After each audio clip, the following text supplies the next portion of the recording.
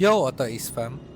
If you're currently riding a Honda ADV 160 and you're thinking, should I replace this with an electric scooter? You're not alone. With fuel prices going up, EVs are starting to look very tempting. But is it really a smart move or a downgrade in real-world riding? Let's talk about the real pros and cons for Pinoy riders. Let's go!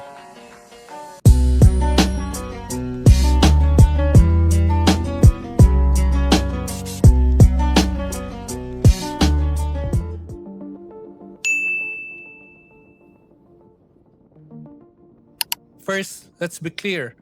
The Honda ADV 160 is one of the most balanced scooters in the Philippines.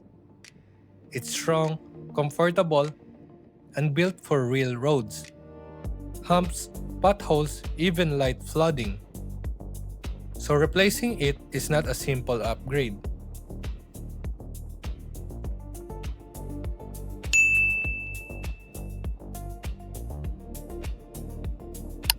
Now, let's start with the pros of switching to electric.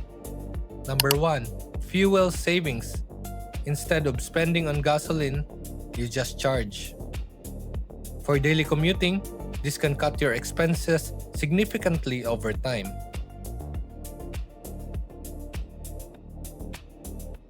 Number 2.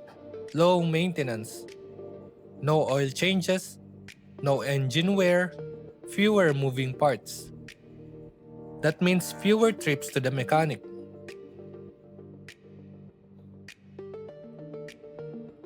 Number 3.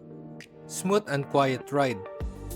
Electric scooters are almost silent, no vibration, and very easy to ride in traffic. Perfect for city use.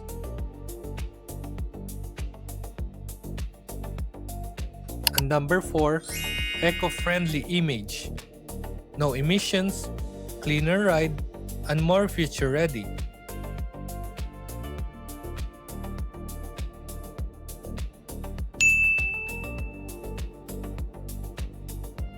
Now let's talk about the cons, and this is where things get real. Number 1. Range limitations. Most electric scooters available in the Philippines today are designed for short to medium distances only. If you're used to the ADV's flexibility, this is a big adjustment.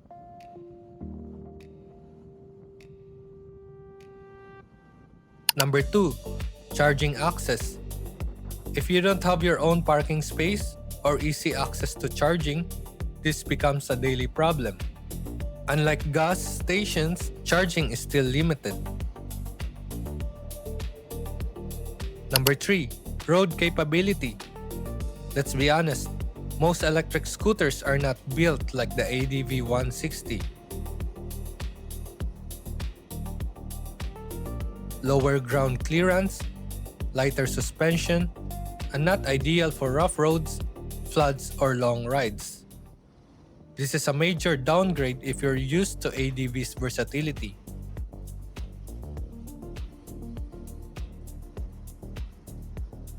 Number 4. Upfront cost versus value.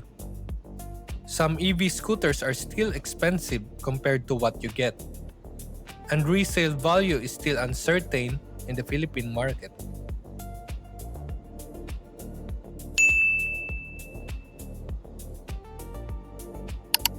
Now let's be real. If your daily ride is short distance, pure city commute, and you have access to charging, switching to electric can actually make sense. Wow! But if your riding includes long rides, rough roads, or unpredictable routes, replacing your ADV 160 with an EV might feel like a downgrade. So here's the honest verdict. Electric scooters are great, but they're not a full replacement for the Honda ADV 160 yet. They serve a different purpose. Think of them as city tools, not all-around machines.